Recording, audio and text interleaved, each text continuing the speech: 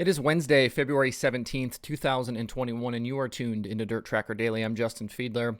Today we dive into Brandon Sheppard's early season struggles with Lucas and the Outlaws. Plus, we already have postponed events this weekend, news from MAVTV and POWRi. There's new podcast episodes to check out and more, so let's jump in. Now that the opening stretch of Florida late model races is behind us, one of the main topics that we talked about throughout that first month or so was the struggles of Brandon Sheppard. Every day on the show after another late model race, we talk about how Shepard hadn't won yet, and we kept waiting for him to shake off the string of uncharacteristically low finishes, but that never happened. Through 16 races between Lucas, DIRTRACKR, and the Outlaws, Shepard had an average finish of 9.4 and a best run of second on the first night at East Bay on January 25th.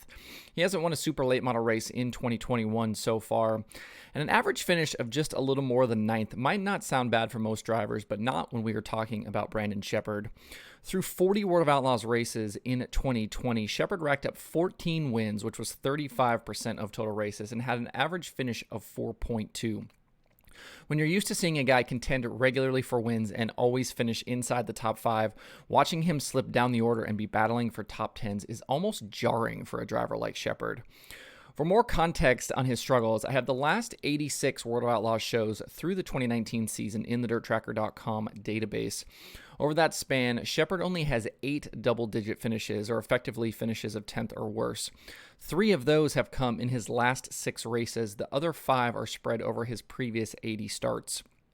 At one point to start 2019, Shepard went 27 races without a finish worse than 6th, with 15 of those being wins. That's absolutely insane. And as we look through those races in the database, Shepard has 2 notable winless streaks. One started on September 19th, 2019 at State Line Speedway and lasted 11 races. But over that stretch, even without a win, his average finish was still 3.9 and he had 9 top 5 runs. His other notable winless streak is one he's in right now. His last Outlaw win was at Thunder Mountain Speedway on September 26th, 2020, and he hasn't won in the 9 races since. But this winless stretch is very different than the one in 2019. He has 3 finishes outside the top 10 and an average finish of 8.4. His lack of wins and top 5s in Outlaw competition see him back in 6th in the standings, leaving Volusia. He's 80 points behind Kyle Strickler, who has 2 wins, 4 top 5s, and 5 top 10s. For comparison, in 7 starts in 2020 to open the season, he had a win and 6 top 5s between Vado and Volusia. And in 2019, in his first 6 starts between Screven and Volusia, he had 5 top 5s and 4 wins. Very, very different here to start 2021. This break now until early March might be just what the doctor ordered, but if anyone or any team can break out of a stretch like this, it's Shepard and the Rocket team. With their ability to get and stay hot, they could wipe this 80-point deficit out in a matter of a few races. For more stats and numbers like these I've just shared, check out DIRTRACKR.com/analytics. Let me know in the comments on YouTube and Facebook or on social media why you think Shepard has struggled this season. Are they just off with their cars, or has the competition stepped up this season? Let me know what you think.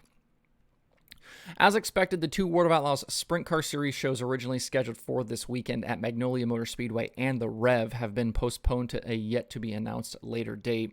The winter weather across the southern U.S. is the reason, which is expected to continue into the weekend.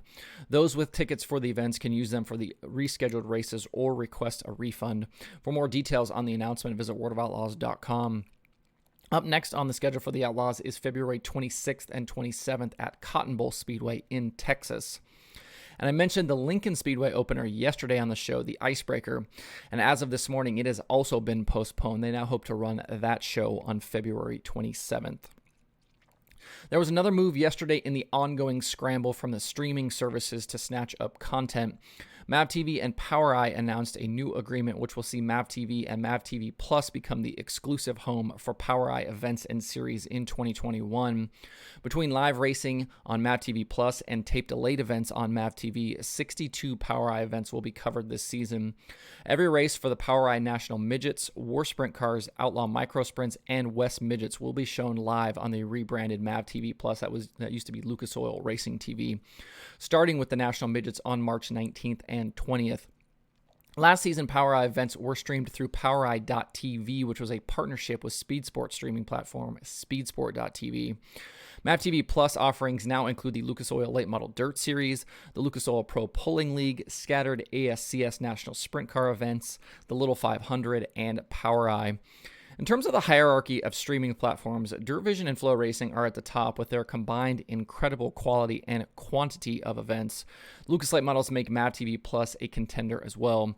From there, we're seeing lots of niche providers fill the remaining space. The partnerships that speedsport.tv have turned it into almost a niche provider aggregator, with those smaller streamers it partners with getting support and distribution through their site and apps.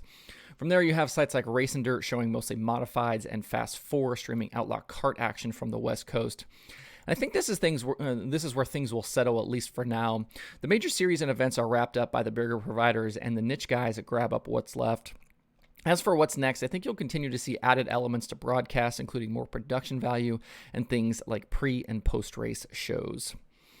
With this season rolling along now, there are plenty of other dirt racing podcast episodes to explore this week. Winged Nation has Tim Schafer and Danny Dietrich, and an episode with Jerry Parrish. Open Red has a Dirt Car Nationals special. I believe that one has interviews with Brad Sweet, Donnie Schatz, and Logan Schuhart. Loud Pedal has Chet Christner. Forward Bite has Zach Mitchell. Ohio Dirt has Dave Argerbright and Brad Doty. QuickTime has Justin Zock. Wednesdays with Wayne has Noah Gass. And there are new episodes of the Dirt Nerds and the Midwest Autosports podcast. To see the full list of shows and episodes with links to listen, check out DIRTRACKR.com/podcasts. There's again nothing on the streaming schedule today except Flow 24/7 over at Flow Racing. To see the full daily streaming schedule with links to watch, visit DIRTRACKR.com/watch tonight. If you're looking for other video content, check out the Swindell Speed Lab YouTube channel and the film section of Flow Racing this week. The all-access piece from Speed Lab following Logan and Sammy all week at the Chili Bowl was really entertaining. I love all the conversations between Kevin and the drivers about the different lines and setups and the way the cars drive. Super interesting to hear that stuff that we don't normally get access to.